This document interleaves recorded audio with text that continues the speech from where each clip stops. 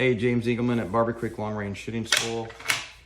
I'm going to cover a subject that we have covered once before, and basically it's trigger squeeze or follow through.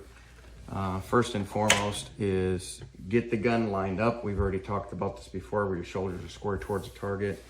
This bag that I have designed is designed to have your thumb in the center, like you're crushing a beer or soda can. Never put the gun under the grip because it'll wiggle when you shoot. You want it underneath the toe line. So squeeze and hold so it doesn't sink during the firing process. And then on trigger squeeze. So if you look at the stock, it actually has grooves on the top. These are thumb shells. Your thumb goes in it, not over it. And that helps stop you from over gripping and when you squeeze your hand canting, because we have a level on here.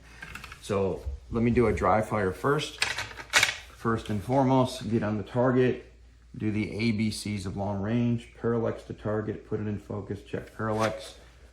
Level looks good. This is a dry fire. I'm gonna touch the trigger, slowly squeeze. The gun fires, I hold the trigger, it recoils, I hold the trigger, and I push it right back in the battery. And this ensures that the bullet's gone and I haven't interfered with it.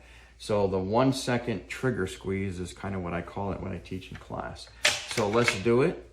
I'm going to get on here. So what I'm gonna do first of all is not jam the bullet in there like I always do. Try it again. All right. Level looks good. We're already parallaxed. Wind is right to left at about 1 mile an hour. So I'm gonna hold no wind because it's 800 yards. Our spin drift will delete that wind.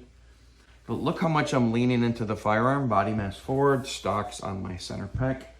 And here we go. Okay, saw the impact perfectly. I'm still holding the trigger, then I let go. Literally, that was about that far from the bullseye. I know I don't have a camera down here at long range, but let's go ahead and do it one more time. And I want you to watch, again, how very little the gun moves, because again, I got a good bag squeeze, thumbs in the socket on the right on the thumb shelf, and I'm holding the trigger after the shot. Okay, back on target. All right, same target. Okay, and that one's about a ½ inch above the bullseye at 10 o'clock. So hold your trigger for 1 full second after the shot. It's gonna really help you make those shots at long range. And you're gonna be a lot more accurate. And then the little thing here is, like I said before, is squeeze that bag so that the stock doesn't sink. I see it all the time in class where we're trying to hit the clay pigeon at 1,000 yards, and then a gentleman or a lady will pull the trigger, and then it'll be about 3 or 4 inches over the clay, and I'll say, squeeze your bag. And the problem is, half the time is they start moving their hand up high instead of in the center. All right, we always want to be in the center of the bag. Let me lower that a little bit. Our thumb should be in the center, again, like you're crushing a beer can or a soda can, and that way it doesn't sink during the firing process, right? That's a sink. That's that much of vertical error at long range. All right, hope you guys enjoyed this. Let me bend down so you can see me. James at Barber Creek.